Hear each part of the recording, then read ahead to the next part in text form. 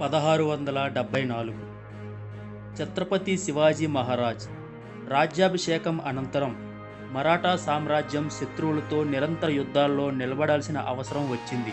శివాజీ మహారాజ్ పెద్ద కుమారుడు సంభాజీ మహారాజ్ తన తండ్రి తరహాలోనే శౌర్యానికి ప్రతిరూపంగా నిలిచారు. సంభాజీ మహారాజ్ చిన్ననాటి నుంచే సైనిక విద్యలో ప్రావీణ్యం సంపాదించారు.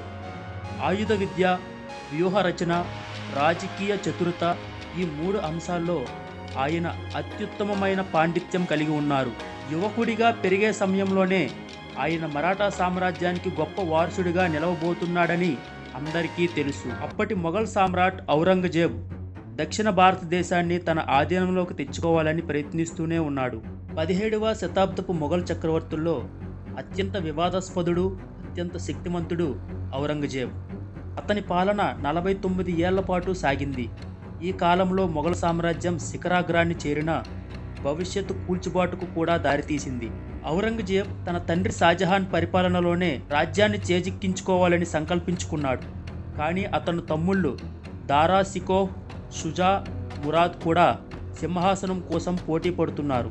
ఒకరోజు ఢిల్లీ కోటలో మహాయుద్ధం జరిగింది. ఔరంగజేబ్ తన సైనిక వ్యూహంతో తన అన్న దారా షికోహ్ను ఓడించాడు. అతని తండ్రిని మహా నిర్మాణకారుడైన షాజహాన్ను ఆగ్రా కోటలో నిర్బంధించాడు. తమ్ముళ్లను కూడా ఓడించి 1658లో తాను మొఘల్ సామ్రాజ్యానికి ఏకైక అధిపతిగా మారాడు. ఔరంగజేబ్ తన పాలనలో హిందూ రాజ్యాలను బలవంతంగా తన ఆధీనంలోకి తెచ్చుకునేందుకు ప్రయత్నించాడు. ఛత్రపతి శివాజీ మహారాజ్ అతనికి ప్రధాన శత్రువుగా మారాడు. ఔరంగజేబ్ శివాజీని ఆగ్రా కోటలో బంధించిన శివాజీ తెలివిగా తప్పించుకొని మరాఠా సామ్రాజ్యాన్ని బలోపేతం చేశారు. ఔరంగజేబ్ తన పాలనలో దక్షిణ భారతంపై దాడులు ప్రారంభించాడు.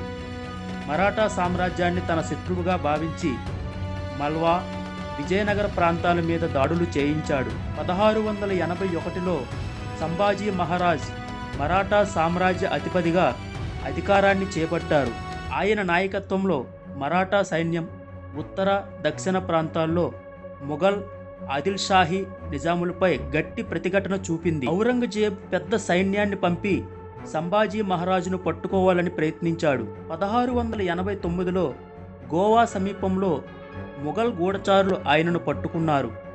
ఔరంగజేబ్ సంభాజీ మహారాజును ముందు తన మతాన్ని మారమని, లేదంటే ప్రాణహాని తప్పదని హెచ్చరించాడు. సంభాజీ మహారాజ్ ధైర్యంగా దాన్ని తిరస్కరించి మరాఠా గర్వాన్ని, ధైర్యాన్ని చాటారు. సంభాజీ మహారాజును ఔరంగజేబ్ అమానుషంగా హింసించాడు. కానీ చివరి వరకు ఆయన తల వంచలేదు. 1689లో ఔరంగజేబ్ ఆయనను అమానుషంగా మరణశిక్ష విధించాడు. అయితే ఈ సంఘటన మరాఠా ప్రజలలో విపరీతమైన కోపాన్ని రేపింది.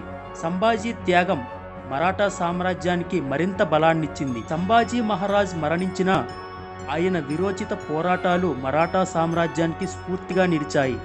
ఆయన త్యాగం ఫలితంగా మరాఠాలు మొఘలులపై మరింత కఠినంగా పోరాడారు.